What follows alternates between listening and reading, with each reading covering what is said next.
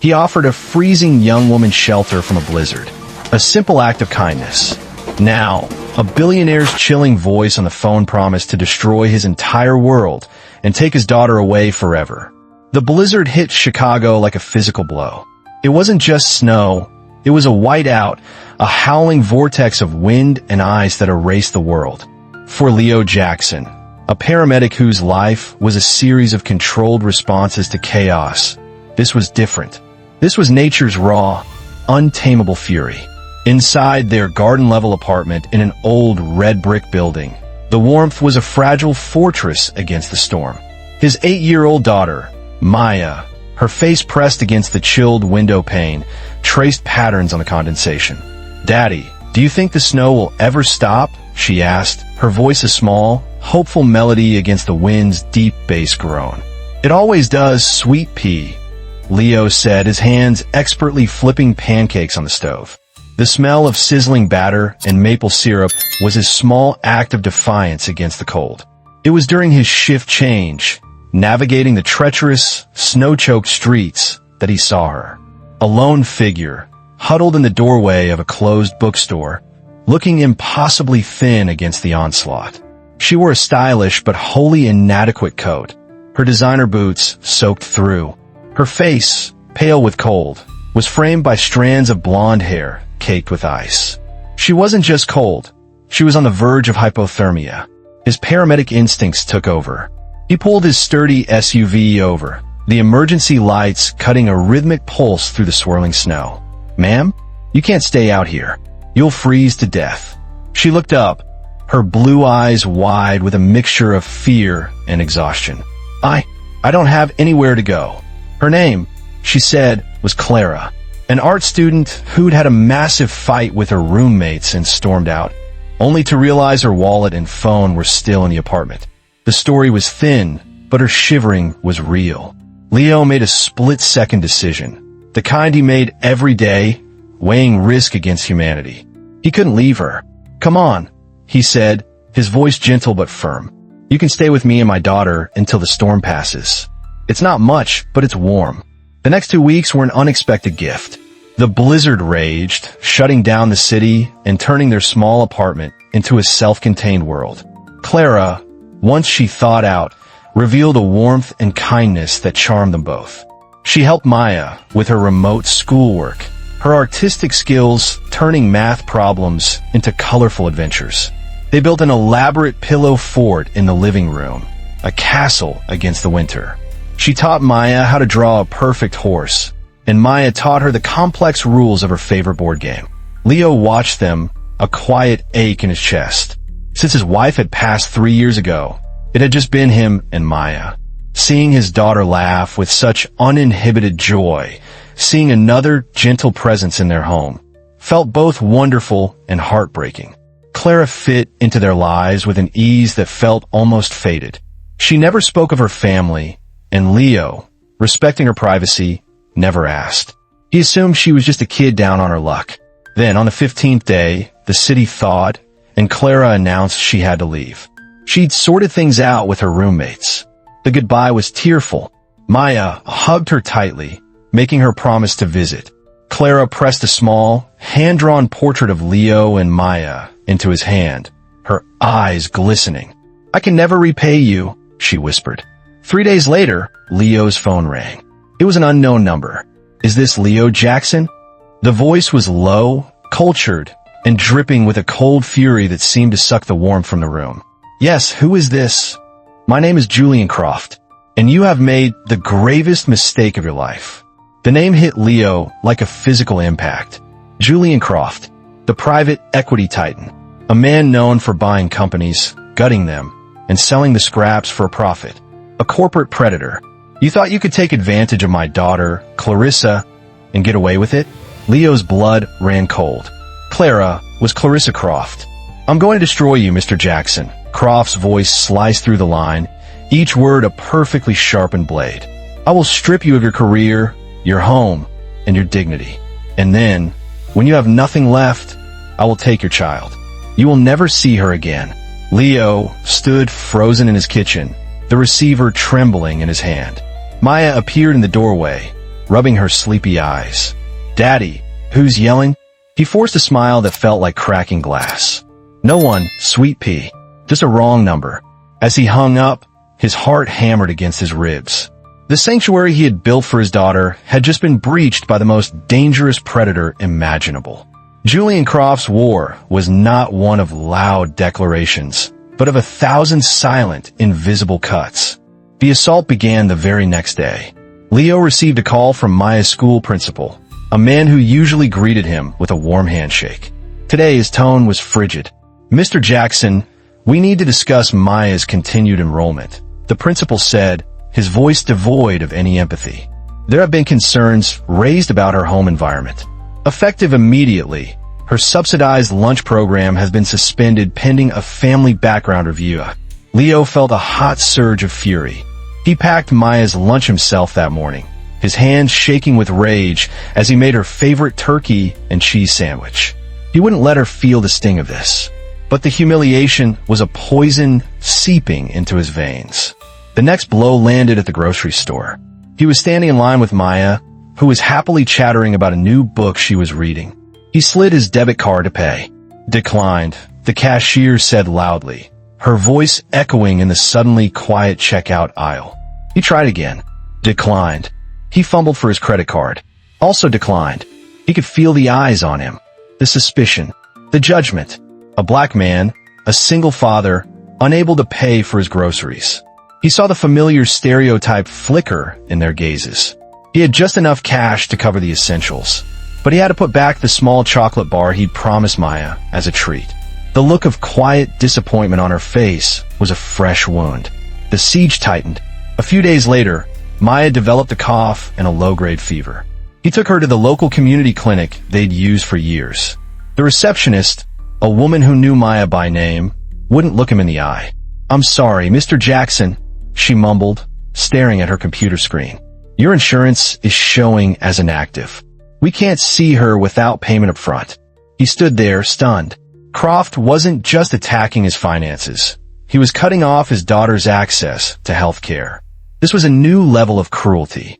He drove to a different clinic across town, paying out of his dwindling cash reserves. As he held Maya's small hand, her feverish skin warm against his, a cold, terrifying despair began to creep in. Croft was a ghost, an untouchable force dismantling his life piece by piece, and Leo had no way to fight back. He was sitting at his kitchen table late one night, staring at a growing pile of bills, when a sharp knock echoed on his door. His first instinct was fear. He opened it cautiously to find a woman with intelligent, piercing eyes and a determined set to her jaw. She was dressed in a sharp, practical suit. "Leo Jackson?" she asked. Her name was Anya Sharma. Leo recognized her instantly. A year ago, he'd been on a call where a homeless man was being harassed by police. Leo had calmly and professionally intervened, documenting the man's injuries and ensuring he wasn't wrongfully arrested. Anya, a civil rights lawyer, had been there representing the man. She had shaken his hand afterward, her eyes filled with respect. "You did a good thing today," she had said. "Anya Sharma." He breathed, a flicker of disbelief. "I heard what's happening to you," she said, stepping inside without waiting for an invitation. "The whispers in the legal community are loud if you know where to listen. Julian Croft is trying to erase you." She spread a file on his small coffee table. "This isn't his first rodeo. He has a history of this. He financially ruins anyone he deems unsuitable for his family." She slid a heavily redacted document across the table. It was a settlement agreement. This was a university professor who fell in love with his nephew. Croft destroyed his career and forced him into silence with this. "I've been trying to build a case against him for years, but no one has ever been willing to fight back. They all take the money and disappear." Anya looked at him, her gaze intense. "He thinks you're just another easy target. An ordinary man without the resources to fight an empire." Leo looked from the document to the corner of the room, where Maya's drawings were taped to the wall, colorful, joyful explosions of an 8-year-old's imagination. Something inside him shifted. The despair that had been gnawing at him began to recede, replaced by something colder, harder, a quiet, unyielding resolve. "He's right," Leo said softly, his voice a low growl. "I'm an ordinary man." He met Anya's eyes, and she saw a dangerous spark ignite in their depths. But he's about to find out what an ordinary man will do to protect his daughter. Leo's small apartment transformed into a clandestine war room. The scent of coffee and determination hung in the air.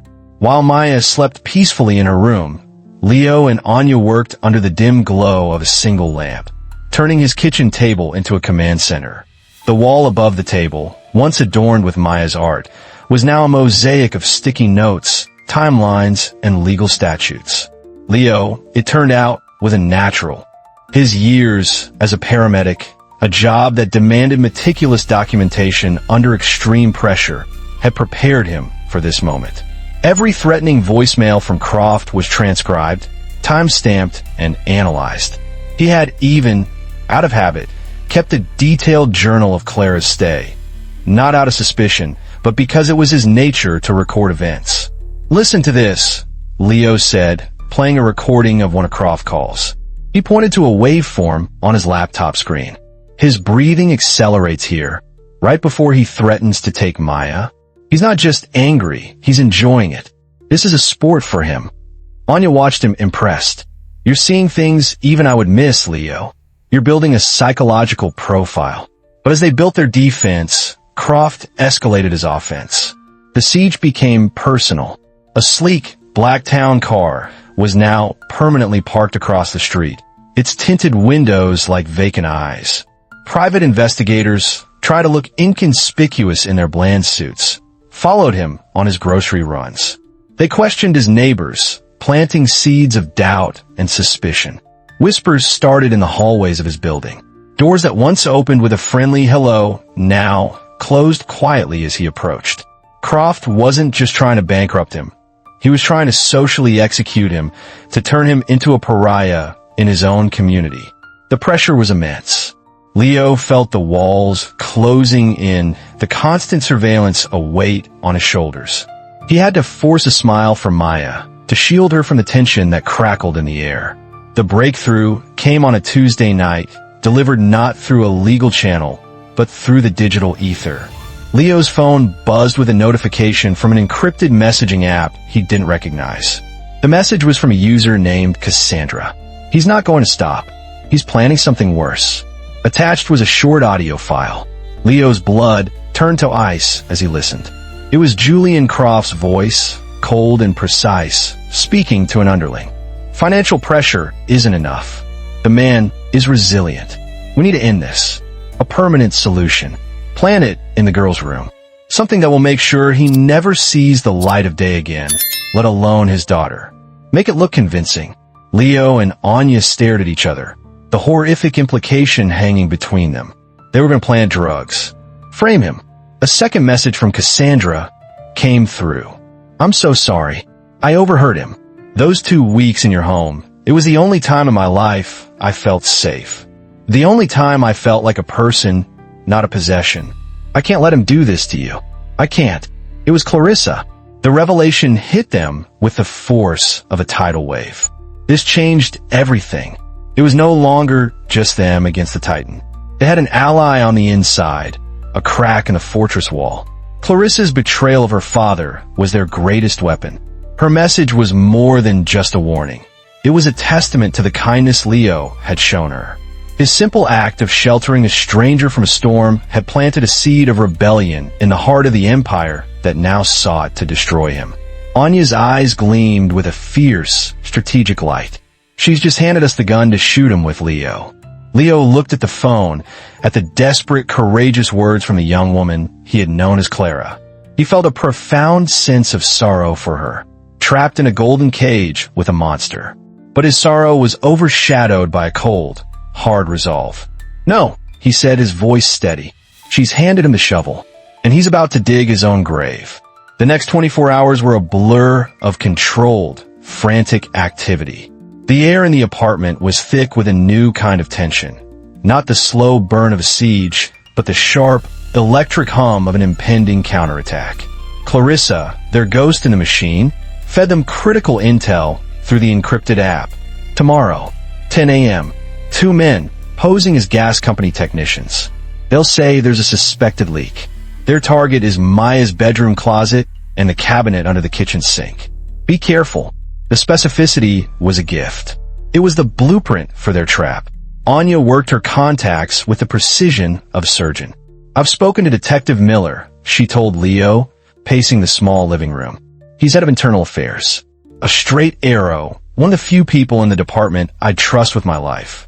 He's been looking for a way to nail the high and mighty for years. He's in." The plan was audacious. They wouldn't just defend, they would document, expose, and annihilate. Anya's team, a small group of trusted tech experts, swept into the apartment after Maya was safely whisked away to a friend's house under the guise of a sleepover. They worked through the night, their movements silent and efficient.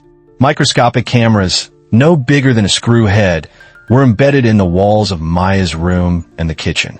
High-fidelity microphones were hidden in the light fixtures. By dawn, Leo's home was a high-tech surveillance studio. That night, sleep was impossible for Leo. He stood in Maya's empty room, the faint scent of her lavender shampoo lingering in the air. He touched the small, wooden horse on her nightstand, his fingers tracing its smooth lines. The thought of strangers, of Croft's hired thugs, desecrating this sacred space, planting poison in her sanctuary, filled him with a rage so pure and cold it felt like a physical force. He looked at his reflection in the dark window. He saw the exhaustion etched around his eyes, the gray hairs at his temples that hadn't been there a month ago. For a moment, the weight of it all threatened to crush him. He was just a paramedic, a dad. Who was he to take on a titan like Julian Croft? Then, he remembered his training. The first rule of a mass casualty incident: stay calm. Assess the scene. Control what you can control. Don't let the chaos consume you. He closed his eyes and took a deep, steadying breath. He thought of his life, of the systemic hurdles he'd faced at every turn. He'd been underestimated by teachers, viewed with suspicion by authorities, and judged by the color of his skin more times than he could count. He'd learned to navigate a world that was not always kind, not with anger, but with a quiet, meticulous resilience. A grim smile touched his lips. They want to drag me into the mud, he thought, a fierce resolve solidifying in his gut. They don't know I was born in it. I know how to fight here. And this time, I'm dragging them down with me. He was no longer just a father protecting his child. He was a man who had been pushed to the edge, and in doing so, his enemies had unwittingly unleashed the most dangerous version of him. The one with nothing left to lose and a perfect plan for victory. At 9:45 a.m., the street outside Leo's building looked deceptively normal. But in a nondescript office across the street, a temporary command center hummed with quiet intensity. Leo sat beside Anya, his eyes fixed on a bank of monitors displaying crystal-clear, multi-angle views of his apartment. Detective Miller, a burly man with a face that looked like it was carved from granite, stood behind them, arms crossed, watching the screens with a hunter's patience. "They're here," Anya whispered, pointing to a monitor. A white van with a generic city gas and electric logo pulled up to the curb. Two men in blue jumpsuits got out, one carrying a heavy-looking toolbox. Leo adjusted his headset, listening to the audio feed. The men's voices were tinny and clear as they buzzed his apartment. "Gas company," one of them grunted into the intercom. "Reported leak in this unit." Silence. They buzzed again. After a moment, one of them pulled out a set of tools and expertly picked the lock. The quiet click of the deadbolt disengaging echoed in Leo's ears. They moved inside with a practiced confidence, their boots leaving dirty, wet tracks on the clean floor. "You sure the guy's not home?" the first man asked, his voice a low rumble. "Croft guy said he's on a 24-hour shift. Won't be back till tomorrow," the second replied, opening the heavy toolbox. He pulled out several small, tightly wrapped plastic bags filled with white powder. "Let's get this done. Kid's room and the kitchen. Make it obvious. Croft wants them to find it the second they walk in." Leo clenched his fists under the table, his knuckles white. He watched in cold, silent fury as one of the men entered Maya's room, her sanctuary, and callously tossed a baggie of cocaine into her toy chest. At precisely 10:15 a.m., Detective Miller's phone vibrated. He glanced at the screen. "It's the anonymous tip," he said, a grim satisfaction in his voice. Croft just called it in himself. Minutes later, a local police cruiser pulled up, its lights off. Two uniformed officers approached the building. As they were about to enter, Miller and his team moved. They intercepted them in the hallway, badges held high. "Internal Affairs," Miller announced, his voice booming in the narrow space. "This scene is ours. Thank you for your response, officers. You can return to your duties." The patrolman, wide-eyed and confused, could only nod and retreat. The sting was flawless. Miller's team stormed the apartment, catching the two technicians red-handed, their hands literally covered in the powder they were planting. The men froze, their faces a comical mask of shock and terror as they realized the trap had snapped shut on them. The fallout was immediate and catastrophic. While the arrests were being made, Anya executed the final phase of their plan. She hit send on an email, delivering a meticulously organized package of evidence. The high-definition video of the frame-up, audio files of Croft's threatening calls, Clarissa's testimony, and documentation of Croft's past victims, to a single, legendary investigative journalist known for dismantling a corrupt senator a year prior. By 4 p.m., the story broke online. It was an atomic bomb. The headline was brutal. Billionaire titan Julian Croft caught in FBI sting, accused of framing innocent father. The journalist's report was a masterpiece of narrative destruction, weaving a tale of unchecked power, racial prejudice, and corporate malevolence. The video of the goons planting drugs in a child's bedroom went viral in minutes. Leo watched the news from the command center. On one screen, he saw Julian Croft, flanked by his lawyers, striding arrogantly out of his gleaming skyscraper headquarters. He was met not by a chauffeur car, but by a phalanx of FBI agents. The look of supreme confidence on Croft's face curdled into disbelief, then sheer panic as the handcuffs were snapped onto his wrists.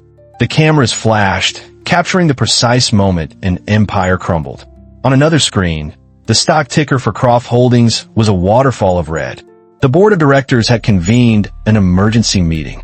Before Croft even reached the federal building, he had been unanimously voted out as CEO. His phone rang.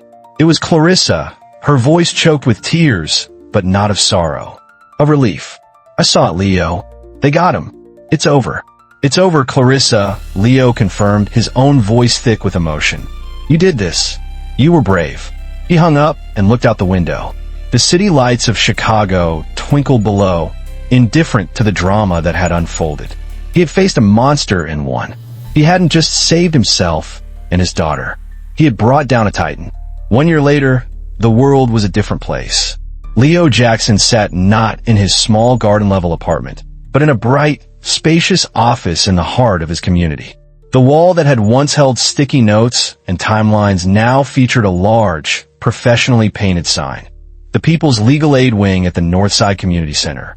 "Dad, you're on the front page again."